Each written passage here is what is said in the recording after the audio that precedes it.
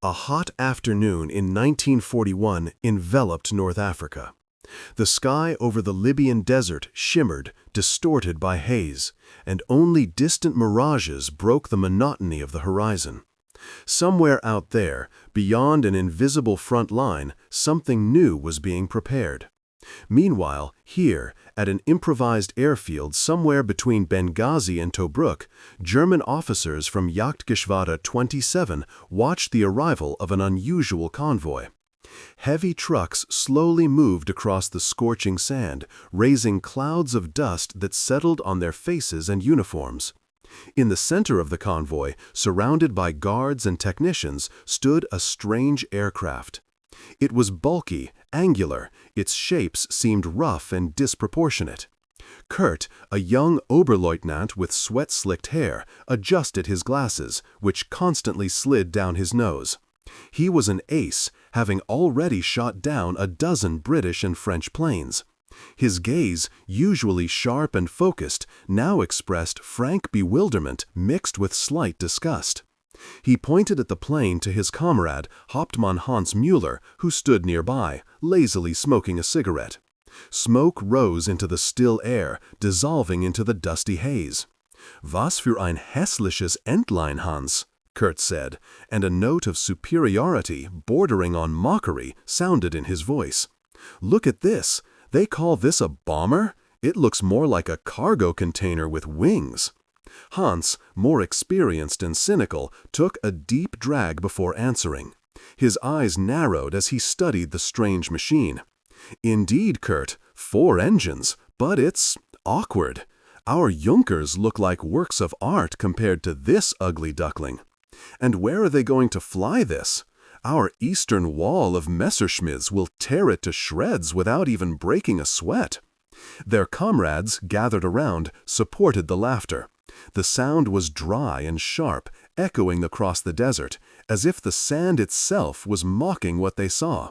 They believed in the elegance, speed, and precision of their machines. Their Messerschmitts and Focke-Wulfs were predators, created for hunting. And this?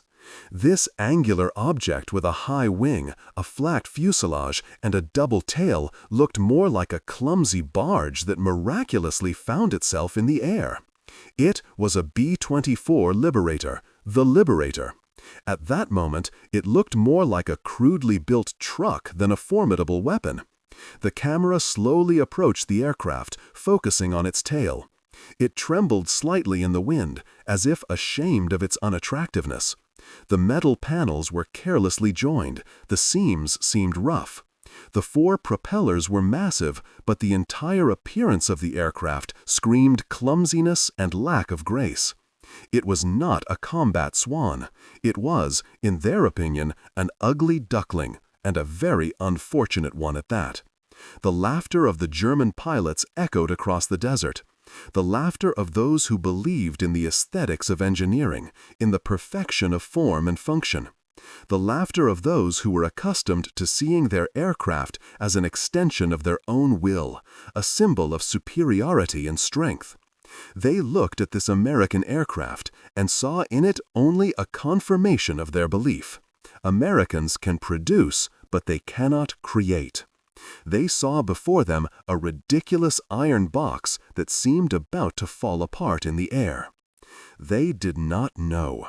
They did not know that they were seeing a harbinger of the end. This was not just an airplane. It was a paradox.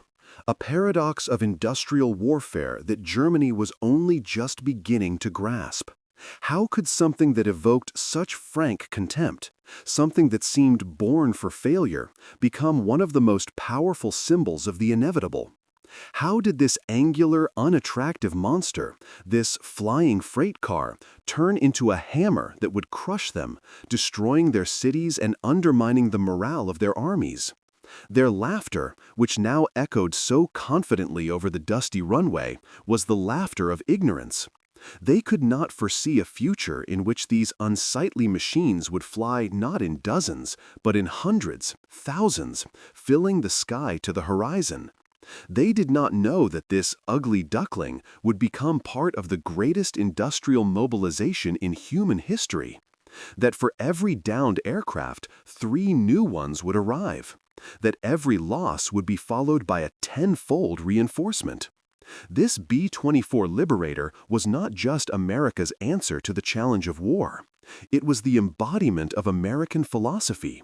Not always beauty, but always efficiency. Not always grace, but always quantity. Not always genius, but always the machine tool. And in this lay its hidden, terrifying power. The Germans' laughter subsided.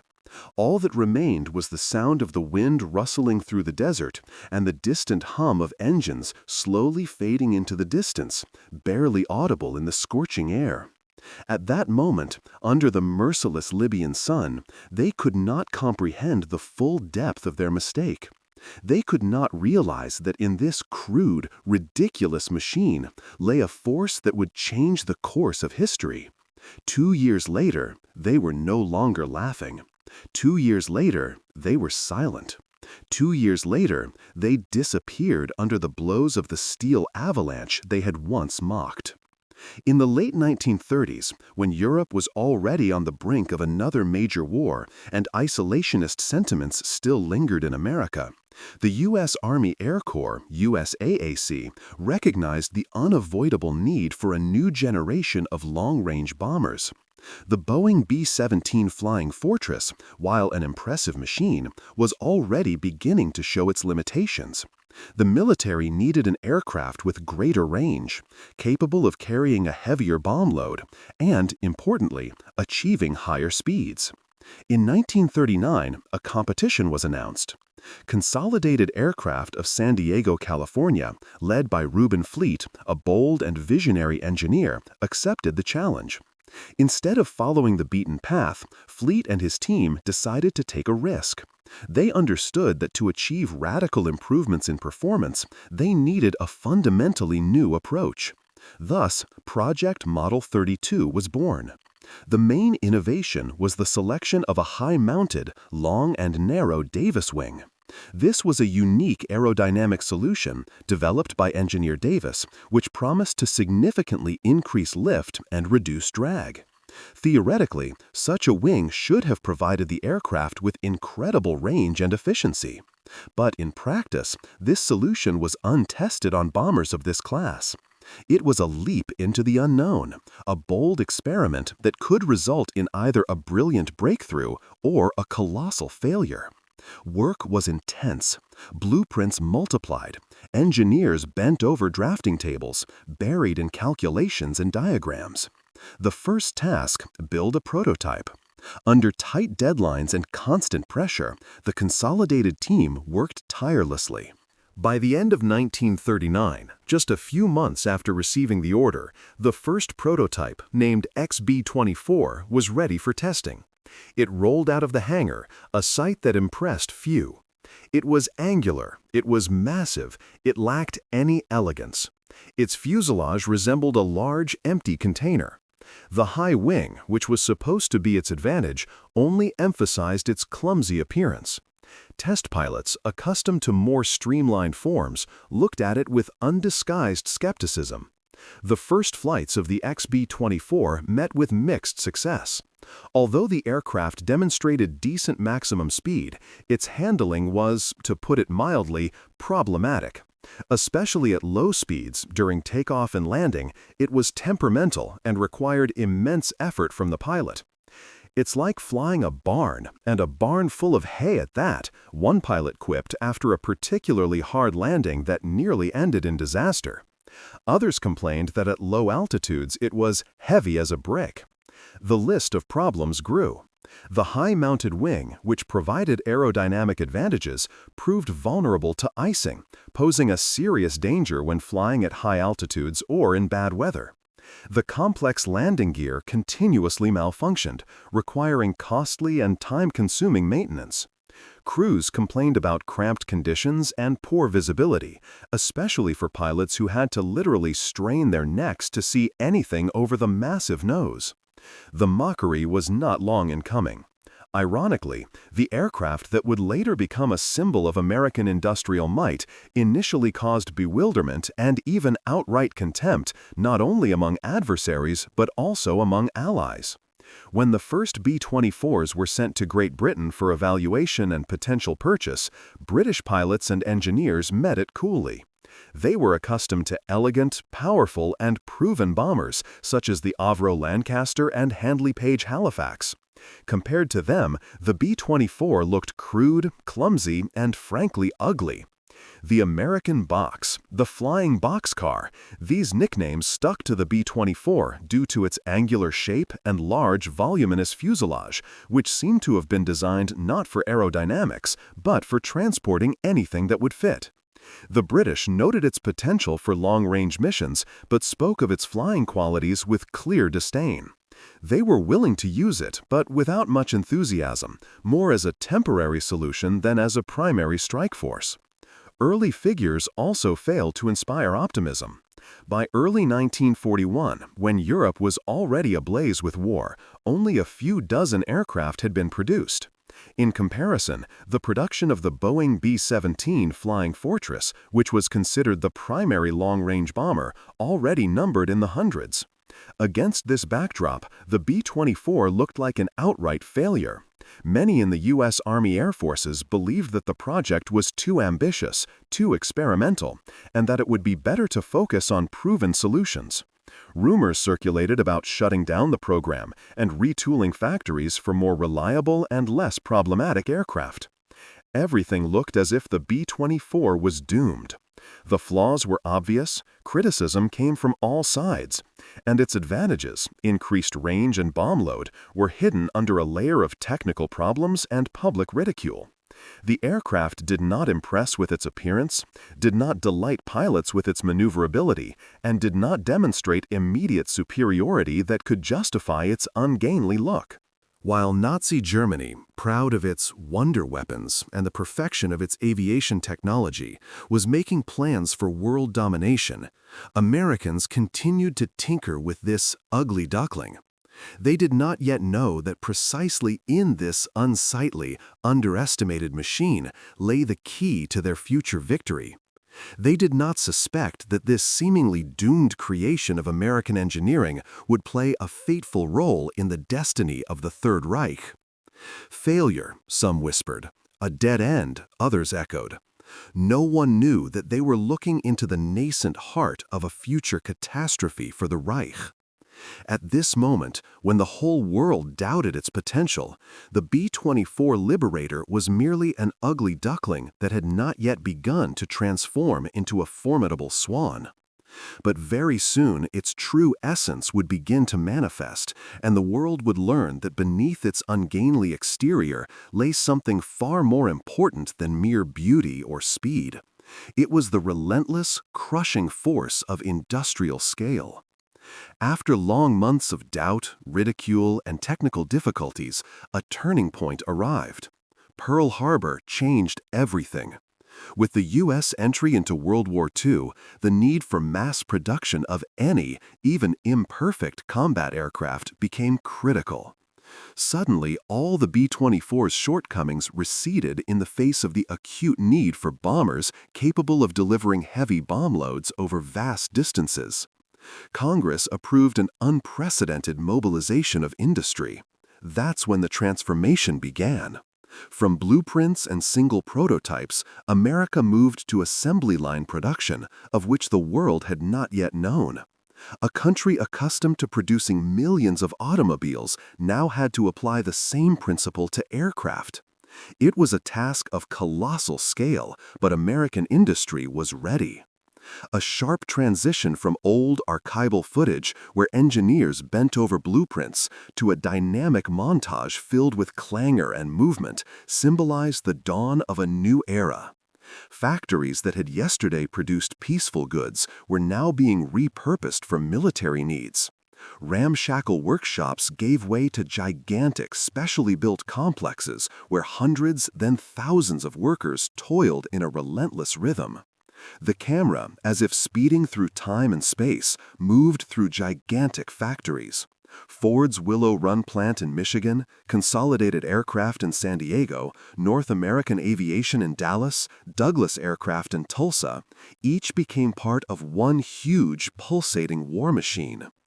In German factories, the pursuit of quality, precision, and the handiwork of experienced craftsmen prevailed. Americans, however, created something different, a system where every element was interchangeable and production speed was king. Workers changed shifts around the clock. Men, women, students, homemakers all became part of the sleepless factory. Thousands of hands, tens of thousands of hours, millions of parts, all merged into a single deafening chorus of production. Welding sparked, pneumatic hammers pounded, cranes moved giant fuselage sections, and the air was filled with the smell of metal, oil, and endless energy. It wasn't just labor, it was an industrial dance where every step was meticulously choreographed and synchronized. It was at the Ford Willow Run plant, designed on the principles of Henry Ford's own automotive assembly line, that the B-24 Liberator became what it was intended to be: massive, accessible, relentless. Ford, known for his obsession with efficiency, applied his methods to aircraft manufacturing.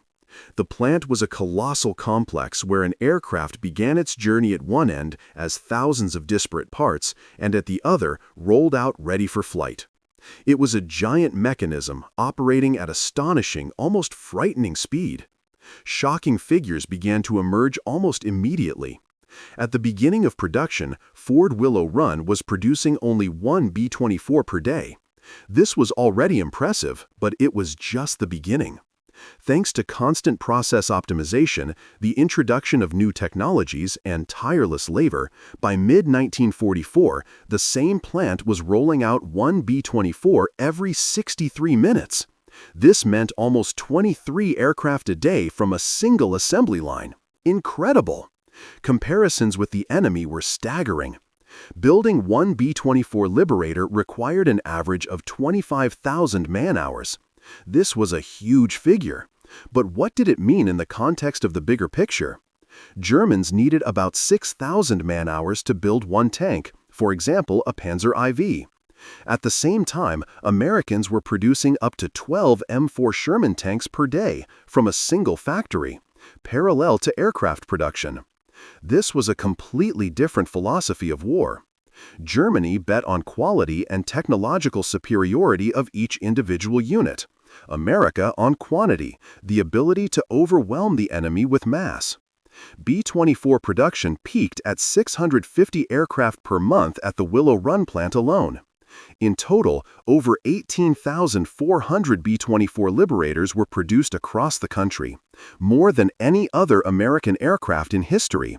This figure alone spoke volumes. This was not just production. It was the creation of an unstoppable avalanche. But it wasn't just about building. It was about an entire system, about logistics that was unparalleled. Parts produced by thousands of subcontractors across the country, from the smallest bolts to huge wing sections, were brought to assembly lines. Enormous transportation arteries, trains, trucks, ships, continuously delivered raw materials, components, and finished aircraft across America, and then across the oceans to the front. The supply and repair system was so efficient and redundant that it seemed incredible. Damaged B-24s were repaired in the field at forward bases faster than entire aircraft returned to base for routine maintenance. Americans had so many spare parts that they weren't economized.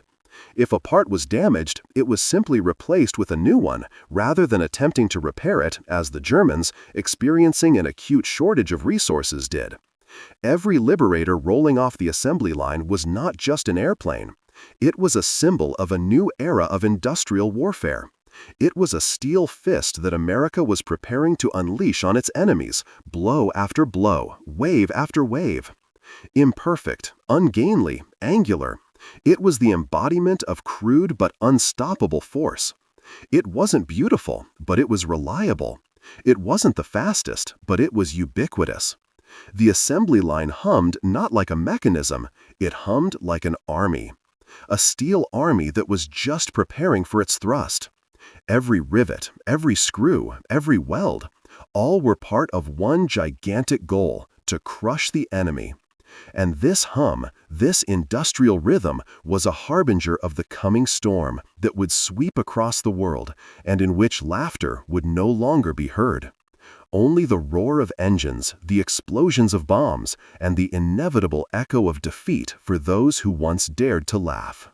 By 1943, the sky over Germany had changed. It was no longer the boundless expanse where the Luftwaffe reigned supreme, with its elegant fighters and experienced aces. Now it was a sky dotted with specks, hundreds and sometimes thousands of bombers, slowly but inexorably approaching German cities and industrial centers. Among them, in dense formations, flew those same angular flying boxcars that 2 years earlier had provoked only ridicule. German radar stations, located along the coast and on the borders of the Reich, registered increasingly larger formations. Operators, peering into the flickering screens, initially couldn't believe their eyes. "Unthinkable," they muttered, trying to recheck the readings. But the radar echoes were persistent and numerous. Luftwaffe aces, the elite of the German Air Force, who were accustomed to intercepting small, scattered groups of Allied bombers, now faced a completely different reality. "It wasn't a raid, it was a flood," recalled one of the most successful Luftwaffe pilots, Oberleutnant Gerhard Barkhorn, describing one of the missions over the Ruhr. "We shot them down, one after another, but there were so many. Each formation seemed to stretch to the horizon. They were impossible to stop." Increasingly alarming reports began to appear in high command dispatches. Air defense commanders reported endless waves of bombers, the impossibility of intercepting every target. Quotes from memoirs of German generals written after the war are permeated with the realization of this astonishing fact. Field Marshal Kesselring wrote, "We shot down 100. 200 came in their place. This was unthinkable for us, for our military doctrine." It wasn't a battle, it was a meat grinder, in which Germany, despite the bravery of its pilots, was losing due to the overwhelming numerical superiority of the enemy. Abundance. This word became key in describing the American approach to war. Americans weren't just fighting, they were crushing with an abundance that was utterly alien to the depleting German economy. The contrasts were striking, almost absurd. While a German Messerschmitt Bf-109 fighter crew shared their last jerrycan of high-octane fuel, waiting for a replenishment that might or might not come, American mechanics at bases in England could afford to drain aviation gasoline onto the ground, not because there was too much, but because, they claimed, it kept them awake with the smell, or required extra attention during pumping. This wasn't an act of wastefulness, but rather a demonstration of the boundless resources with which the Americans operated. While every liter of fuel in the Reich was strictly accounted for, Americans lived in a world where resources seemed endless. The same situation applied to equipment. While every German Panther tank was valuable and repaired down to the last bolt, often in the field, American M4 Shermans damaged in battle were often simply abandoned if repairs took too long. They were immediately replaced with new ones, freshly arrived from the factories. This expendable philosophy was shocking to the Germans, who valued every piece of combat equipment as a unique, precious creation of engineering. A rhythm was established: strike, pause, next strike. This rhythm was relentless. By the end of the war, over 18,000 B-24 Liberators had been built, more than any other American aircraft in history. This figure spoke for itself. It wasn't just production. It was the creation of an industrial monster that could absorb losses and continue its work. This wasn't merely a tally of downed and built machines. It was a sense of helplessness that grew among German soldiers, officers, and civilians. Every formation, every squadron of B-24s appearing on the horizon was a reminder of the industrial might that Germany simply could not compete with. A feeling of despair permeated reports, letters from the front, and conversations behind the lines. B-24 Liberators dropped over 635,000 tons of bombs on enemy targets, almost 50% of the total tonnage dropped by the U.S. Army Air Forces in Europe. This figure signifies not only destruction, but also the suppression of military production, the disorganization of logistics, and the breaking of civilian morale. Every city, every factory, every railway station attacked by these aircraft became a testament to this overwhelming power. Disbelief gave way to realization. German generals and engineers who had once scoffed at the ugly Duckling and prided themselves on their wonder weapons now gazed at the ruins of their cities and burning factories. They began to understand. This was not merely a war of technology against technology. It was a war of industrial capacity, which they had lost even before it truly began. Their belief in the superiority of individual genius and craftsmanship clashed with the American philosophy of mass production and standardization. Shock gave way to horror. Horror gave way to the realization they weren't fighting an army, they were fighting a factory. A factory that worked around the clock, non-stop, churning out more and more aircraft that, though ungainly, got the job done. The B-24 Liberator, this ugly duckling, became a symbol of this new, terrifying reality. It wasn't just an airplane. It was a hammer, forged in countless American workshops that methodically smashed the foundations of the Third Reich. And the laughter had long since ceased. All that remained was the silence of ruined cities and the despair of a lost war. The war was drawing to a close. The sun-drenched fields of Europe were now littered with the wreckage of once mighty armies. Cities that had once prided themselves on their architecture and culture lay in ruins. Factories that had recently produced war material for the Reich now either smoldered as burnt-out husks or had fallen under Allied control. Against this apocalyptic backdrop, the final act slowly but surely unfolded. Allied troops entered liberated cities, met by the weary but grateful gazes of local residents. The sorrowful faces of the Germans reflected a deep awareness of defeat. Amidst this destruction, on abandoned airfields and in shattered Luftwaffe hangars, one could see the remnants of aircraft. Twisted Messerschmitts, broken Focke-Wulfs, symbols of former might, now just piles of scrap metal. And sometimes, among them, almost undamaged, stood B-24 Liberators, having survived everything. Their angular, functional forms, once scorned, now looked like monuments that had weathered the storm. After the war, in their memoirs and interrogations, many leading German military commanders and engineers were forced to admit what had become obvious by late 1944. Field Marshal Albert Kesselring, one of the leading strategists of the Luftwaffe, who commanded the defense of Italy, wrote in his post-war memoirs, "The American B-24, despite its shortcomings, was a symbol of their superior industrial might. We simply could not compete with this flood. Our war machine, built on principles of quality and superiority, was doomed in the face of their ability to produce on an industrial scale." This was an admission not only of defeat on the battlefield, but also of defeat on another, invisible yet decisive front, the front of factories, assembly lines, and logistics. The enemy understood. They were fighting not just an army, not individual divisions or squadrons, but a civilization capable of mobilizing all its resources and producing what had seemed impossible just yesterday. Germany, proud of its engineering genius, its ability to create perfect examples of technology, encountered a machine that operated by completely different rules. Rules of mass production, unprecedented logistics, and seemingly limitless resources. Ultimately, this war was won not only by soldiers on the front lines and pilots in the sky, but also by engineers, factory workers, and logistics managers. They were an invisible army whose efforts materialized in tens of thousands of bombers, tanks, ships, and millions of tons of equipment. The B-24 Liberator became one of the brightest, though most ungainly, symbols of this victory. Its story is an ode not to beauty, but to functionality. Not to the genius of an individual, but to collective intelligence. Not to elitism, but to mass access. It was on every front, in every sky, bombing Germany and Japan, hunting submarines in the Atlantic, supplying Chinese allies over the hump in Burma.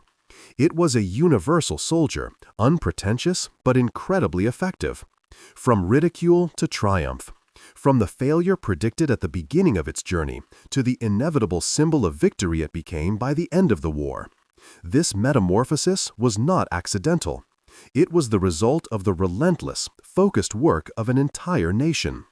The final metaphor of the war rings powerfully and concisely, like a historical verdict. This machine didn't just fly. It rode on the laws of statistics, logistics, and steel. It wasn't just an airplane. It was a steel sentence, delivered by the assembly line, not by a court. The laughter that echoed in the distant desert in 1941 was completely drowned out by the roar of millions of tons of bombs dropped from the sky and the relentless advance of Allied armies. Germany found itself trapped, created by its own underestimation of the enemy and its belief in old paradigms of war. Germany found itself trapped, angular, ugly, but unyielding. It became an icon of American industrial might, which turned ridicule into shock, and shock into full and unconditional recognition. Its story is not only the story of an aircraft, but also the story of an entire era when industrial potential became the decisive factor in humanity's largest conflict. They laughed, then they were silent, then they disappeared. And in the silence after the war, only the rusty frame of a crashed B-24 could whisper the truth of how the factory won.